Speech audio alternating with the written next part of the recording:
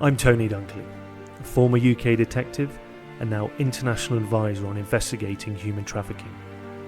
Come with me as I travel across the world to find the front line of modern slavery, learning from international law enforcement and the global anti-trafficking community on their lived experiences in investigating cases, identifying suspects and rescuing survivors.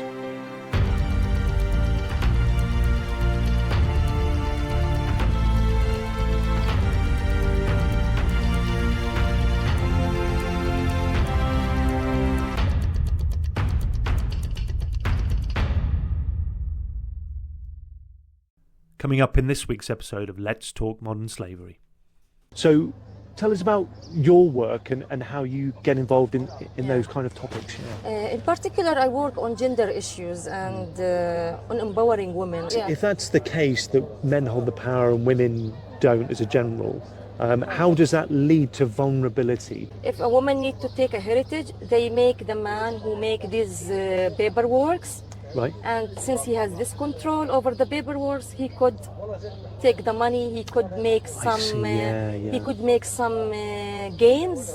Yep. He could take the heritage of the woman. Many stealing cases of heritage for women happens in this way. How do we change that? How do you change that? By awareness, women should know exactly what their rights are.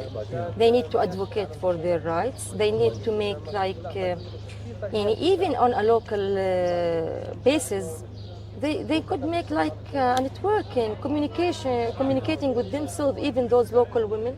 And we have a proverb in Arabic that one stick, it's easy to be broken. But when you are a bunch of sticks, it's hard to be broken.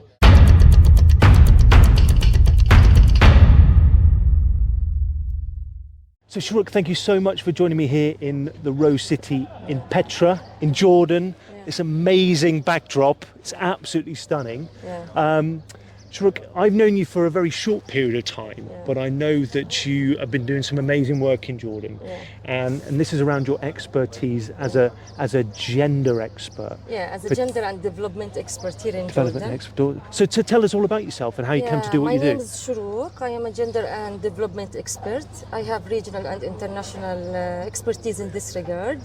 And I am glad that we could make this interview here in the Rose City. Yeah. The nickname of Petra is the Rose City. Yeah. And the name, of course, it's Petra, and it's one of the 7 wonders in the world. Yeah. And it's worth coming here and see Petra and make an interview here. I wish it will be a very interesting interview. I'm sure it will. In the middle of desert, in the valley. Yeah. Between the rocks, it's really great. Yeah, it's really fitting as well, isn't it? Because I mean, look, when I first sort of started to learn about what you do, and particularly in the context that you do, about we've talked about in the context of preventing violent extremism and gender and the roles in that, but also around exploitation and how women in particular, perhaps in Jordan and other countries.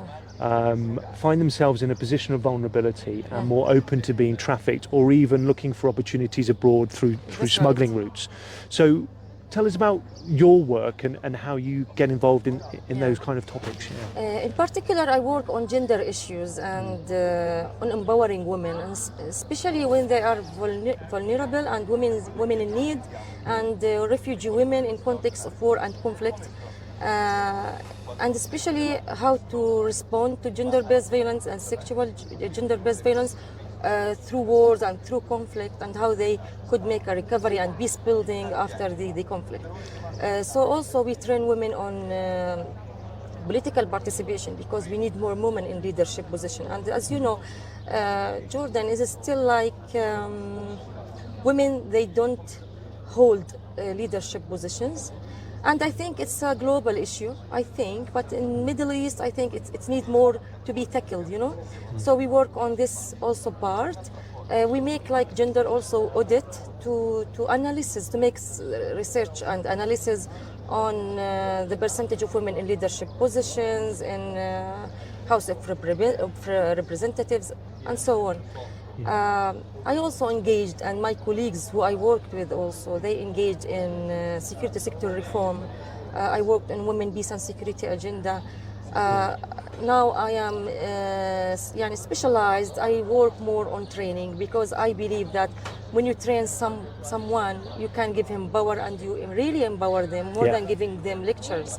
So we train them on the skills of advocacy, skills of drafting public policies, skills of responding to violent extremism or gender-based violence, and how to tackle that and how to respond to that violence, and also how to be not also.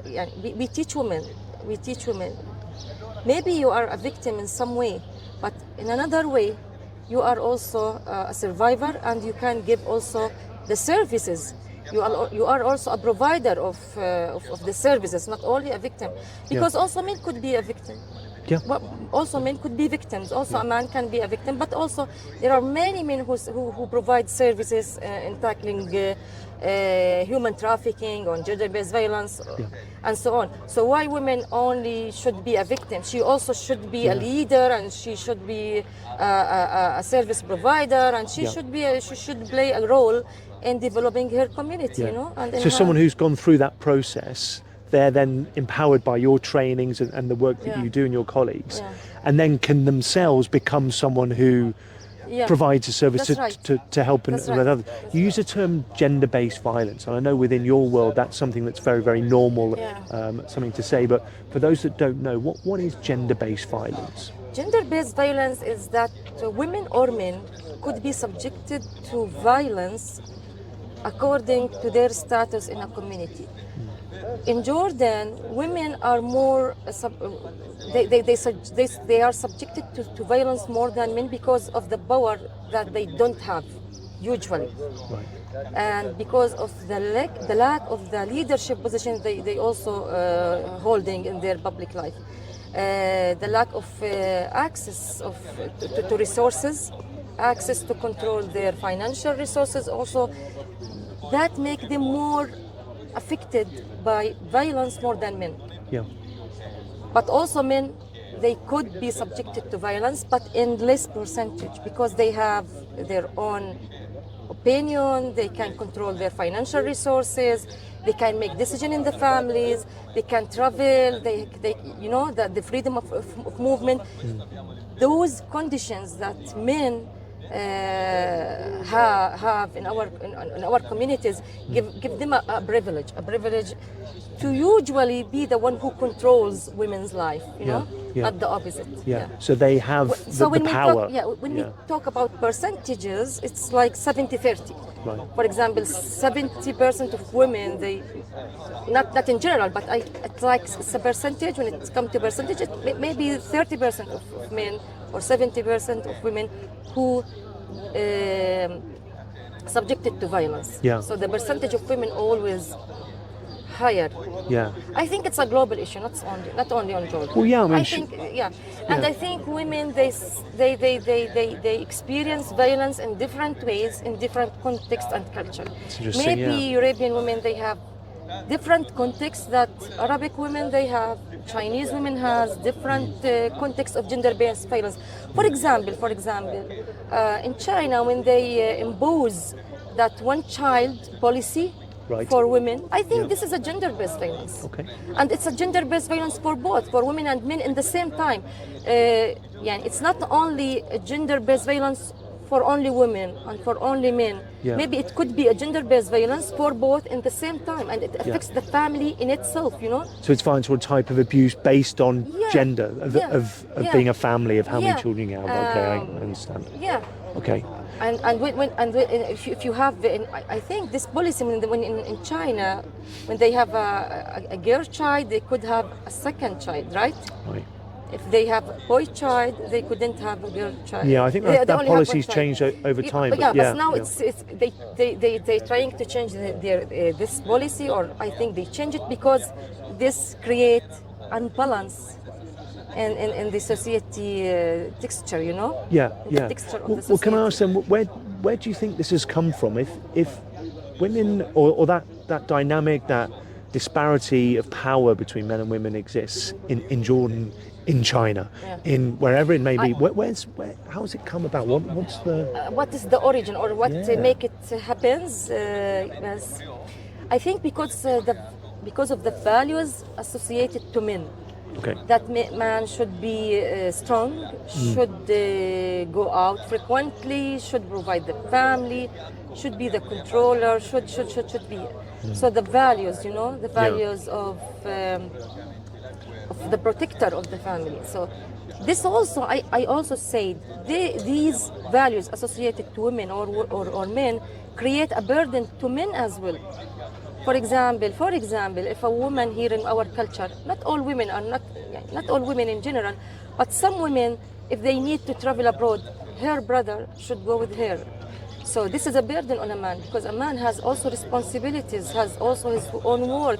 Yeah. So if you just impose on him to go with his sister, for example, to study PhD or to travel with her, because she needs a man with her, so you can cut his responsibility, maybe that will affect his career as well. Yeah. So gender-based violence, or even violence against women, also affects men as well, not only one gender, not only female or male. Yeah.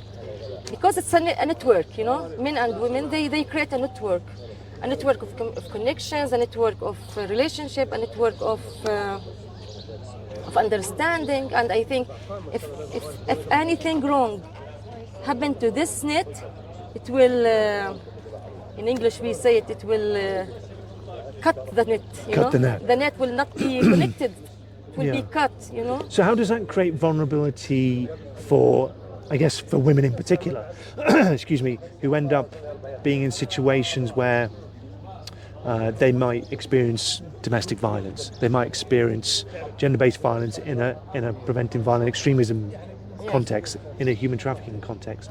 How does that dynamic lead to vulnerability to enter those kind of situations? So you mean if women experience violence, how could that will affect?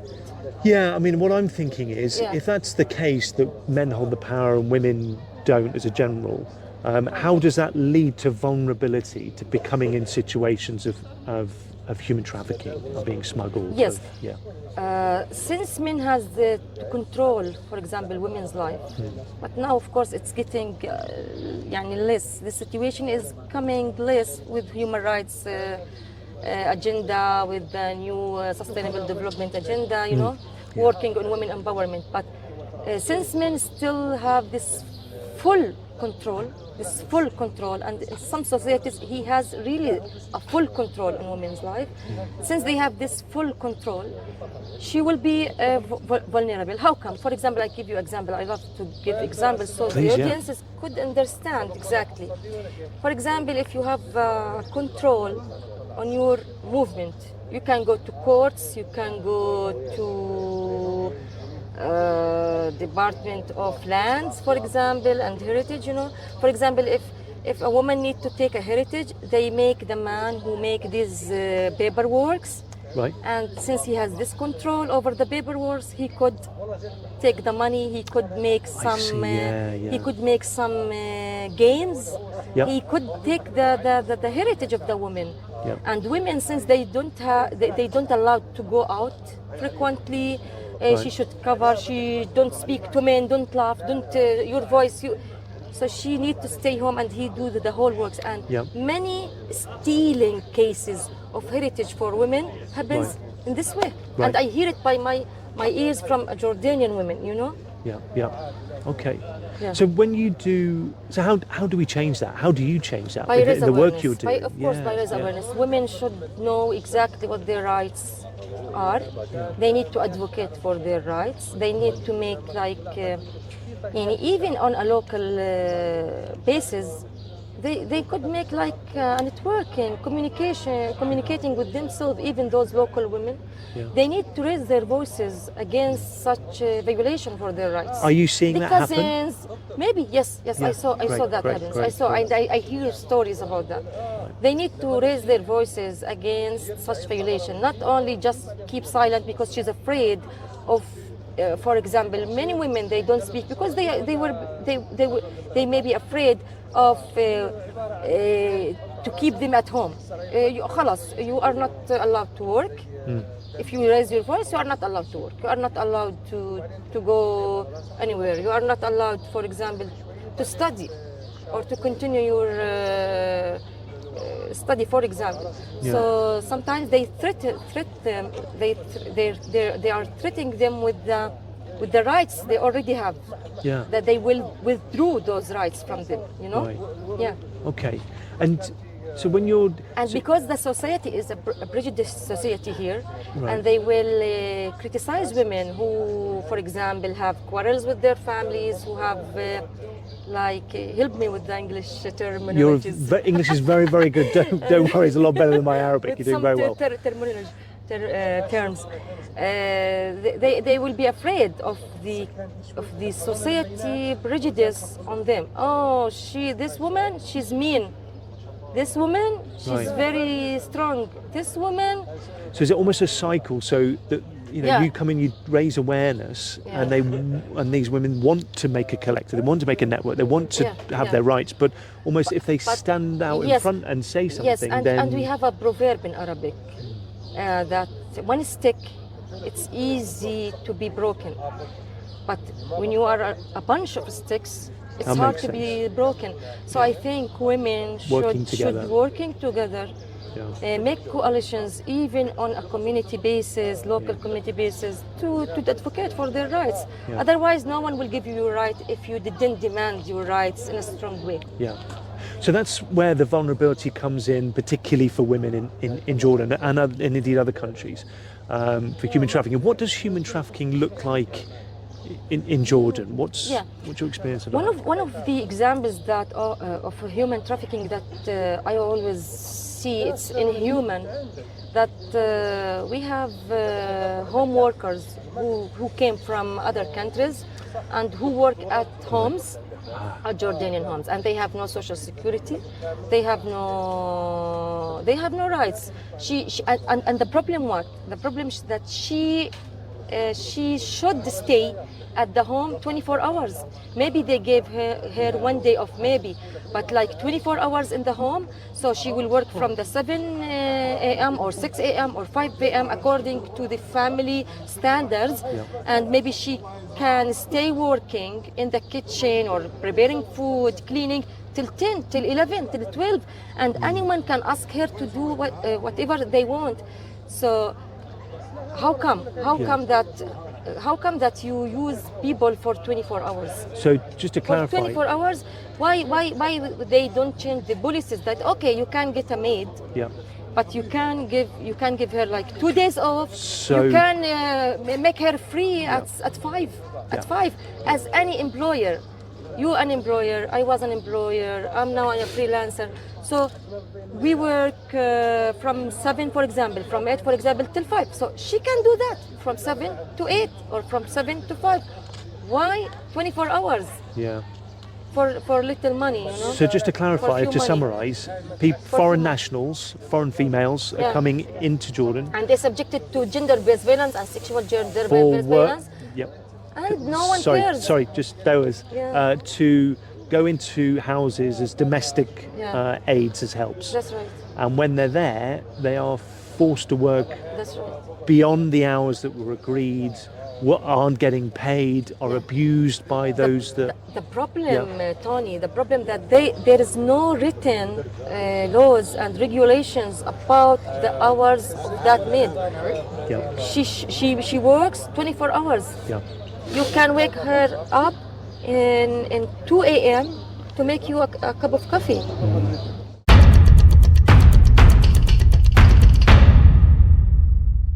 Hi, this is Tony from Illustro and host of the Let's Talk Modern Slavery podcast.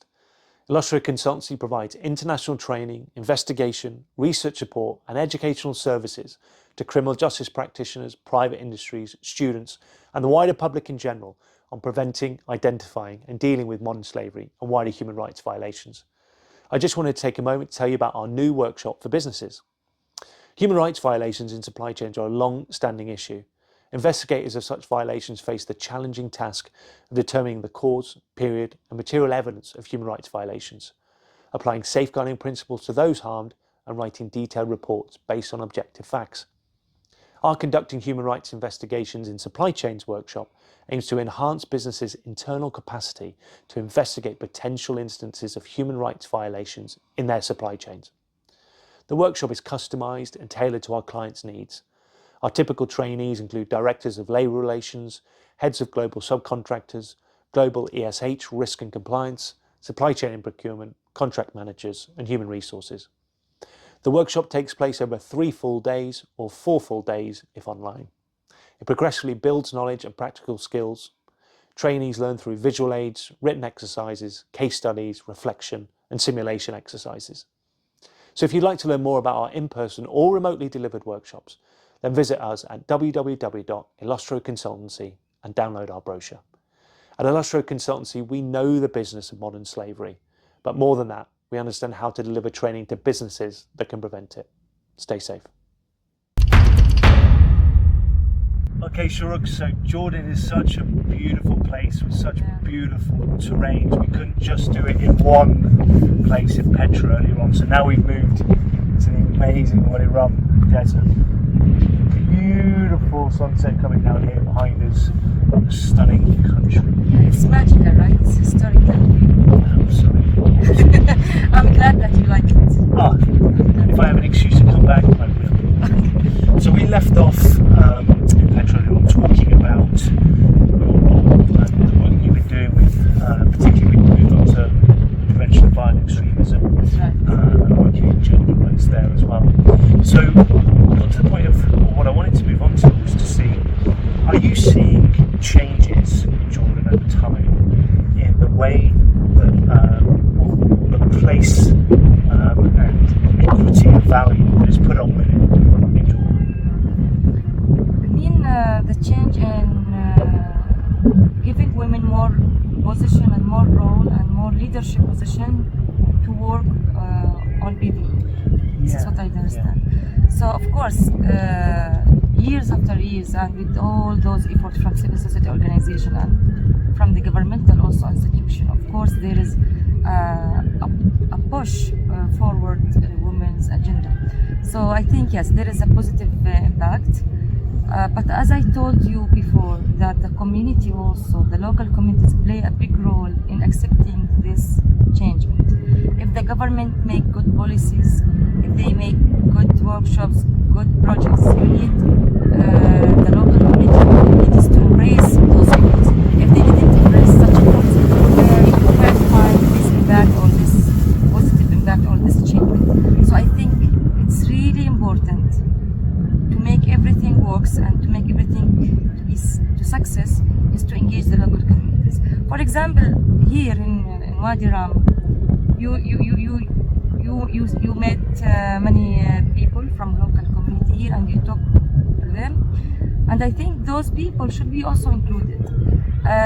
Many civil society organizations, many donor organizations says, oh, it's difficult. They are living in real governorates, remote governorates. So it's difficult for us, for example, to reach to them. But I think now, after Corona pandemic, you can reach anyone in any place in the world by online. We are now by the beautiful Dead Sea. We couldn't be in Jordan without coming to see this as well. There's people swimming in the background, the sun's up. It's absolutely stunning.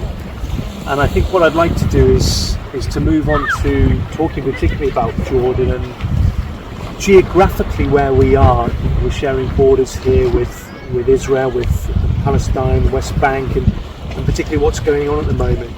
Are you finding that, either in your experience of working with Syrian refugees, or perhaps those that may be coming over at the moment, are they inherently vulnerable to trafficking or to smuggling or to other forms of exploitation? As we said yesterday, and we discussed the vulnerable women's issues here in Jordan, especially those refugees who came after the war and after the conflict. I think yes, and I think according to each country context, also the trafficking and the human trafficking also could differentiate, could be different from context to context. For example, I can give you an example. When the refugee women came to our communities, the host communities and to refugee camps, the human trafficking took another shape of human trafficking as you usually know in Europe or in USA or in any other place in this world. Yeah. Many women, especially the younger women, they were exposed to exploitation from another dimension. Yeah. For example, their families, they impose the forced marriage on them. Forced marriage. Marriage, okay. and especially what? If you go back to the Syrian context of marriages, it's really different than the Jordanian context. We came from the same background, same religion, same area, you know, but still every Arabic country has its own and detailed context. So they used to get married in very early age, like 15, 14, 16, and I think many Syrians still doing this the same in Syria. So when they come to Jordan, women in Jordan usually they got married after 19, 20, 21, 20, in their 20s. So they force them to get married to, first of all, because they think they are a burden, because they may be exposed to rape, or they already exposed to rape when they were in Syria. Right. Okay, so it's like a shame, and if you have a raped daughter or woman or sister, so he needs to find her a husband. So the family would do this? Yeah, a family would do this because of course, because we have this cultural burdens on women. Okay, so first of all they need to guarantee, to ensure that this woman, she has a husband, so especially if she's raped in war in Syria before they come here, because many women they exposed to rape when they were in Syria. And also to remove this fear, you know, they don't want their daughters to suffer here because they suffer in Syria, and you know, as women in the region, many of them they didn't continue their studies, so she will never find a financial provider, unless she got married. So many reasons play in the forced marriage. Shorouq is so passionate about her work. It's a real pleasure to be around her. Shorouq helped explain gender-based violence, how it's not just physical violence, but when a person or a group's experiences in life are bound by the status they are given in society. This is about the power they don't have, such as the ability to control their financial resources. Government can implement laws and policies, but that only goes so far. As Shorouq said, community plays a big role. The more connected a community is, the more they take care of each other. But perhaps that isn't always the case. Shorouq mentioned the refugee women from Syria who had sought refuge in the camps within Jordan, and how cultural practices led to forced marriages. I now understand what Shorouq meant by cultural burden for women. Within the UN Sustainable Development Agenda and women empowerment, Shorouq sees things changing. I hope so too. But Shorouq has shed light for me on a more complex dimension, where gender, conflict and community intersect in a fragile but unmistakably beautiful region of the world. If you'd like to learn more about Shorouq and her work, then get in touch. We put her links in the description. Coming up in the next episode of Let's Talk Modern Slavery. So there are things that create a right environment for people to be vulnerable and to be exploited. In your experience in the CT world, with Al-Shabaab specifically in Somalia, what's going on there with the trafficking situation? Somalia has one of the youngest populations in the world. Okay. Now, typically, and there's a lot of vulnerable people. And what that creates is a pool of vulnerable people that can easily be exploited by Al-Shabaab. When we refer to Al-Shabaab, we're not talking about a disorganised entity. We're talking about some organisation that are well structured, well funded, well equipped. Terrorist organisations are recruiting children. When I say recruiting, they're kidnapping children. What's happening is that when those children are recruited, and it happens over a period of time. Could be several years. So when they're still children, then they commit the act. And politically, that's been quite difficult to stomach, I think, because if someone commits a terrorist act, it's difficult to call them a victim.